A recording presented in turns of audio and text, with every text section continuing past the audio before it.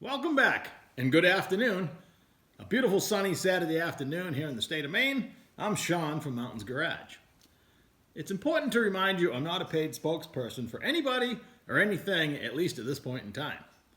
But I was pretty excited because my tattooed mail lady just came and dropped off a package I had ordered earlier in the week.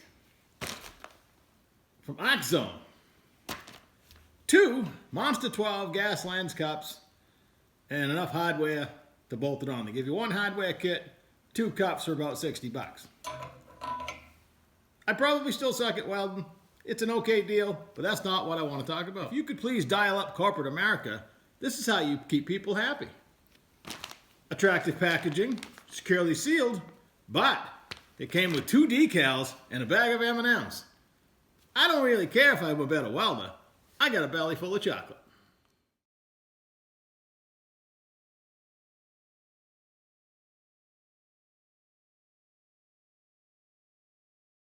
But now I want to kind of try this out.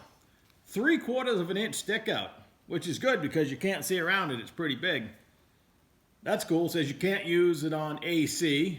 I'm glad I read the instructions or I would have wrecked it right off the bat trying to weld a aluminum better because I'm not good at that either. But today we're going to work with steel and I'm pretty good at that. Hopefully better now. I have a gas lens.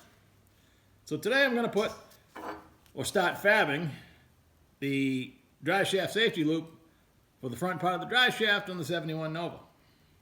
Let me show you what I'm going to do. Working around the confines of my X-pipe exhaust, I stacked 2 machinist parallels. I love those things. I use them for everything. In this case, the 2 add up to a 1/2 inch, about a finger's worth. If you can get your finger around something, it'll probably not hit and vibrate. I'm going to measure up to the floor. And I got about 5 3/4, so I'm going to say I have 5 1/2 inches to work with. And that's what I'll make the loop to start with. I've been talking to myself out here in the shop every day, telling myself I need to go around and tune up most of the equipment. I try to leave it in good shape, but in this case, I tried to cut a piece of stainless bar and ruin my general purpose blade on my horizontal bandsaw, so I got to throw a blade on that.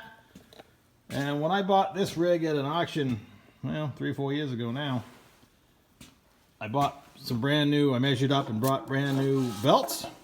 I think I got all the life out of that one. Even though it's still cutting, I'm going to call it quits and change it. You have to take the shield off, it's not a big deal. That only took about 5 minutes. That'll make a big difference. The bandsaw sits right here in the line of equipment, and I just roll it ahead. And when I got this rig, I put 4 outlets on it.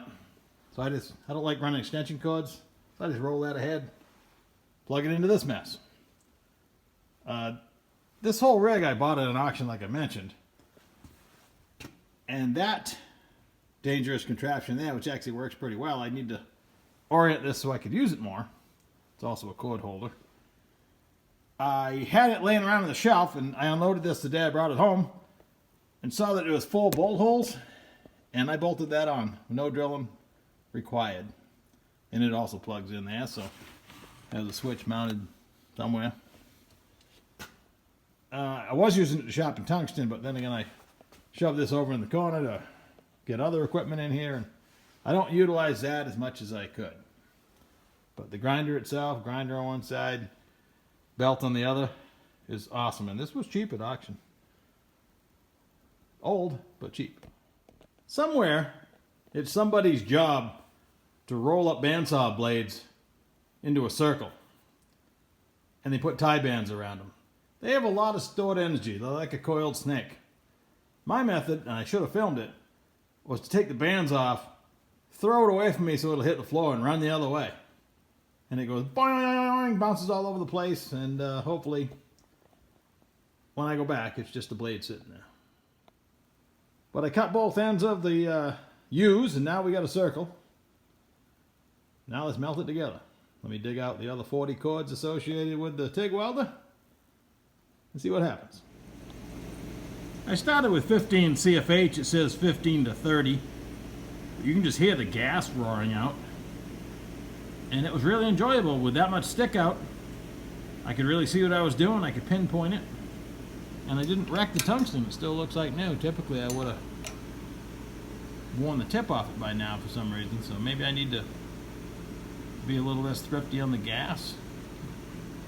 I don't know. This was fun. Seemed like I could use a lot less pedal too. I had it set at 110, but I probably only ran at half throttle. So that was fun. Can't wait to practice with it more. So I trimmed off the long legs here, and I tacked it up, set it in the car. I'm going to leave it this wide because it actually fits pretty well. And I'm pretty satisfied with the height. It's going to be tight, like everything else in the car.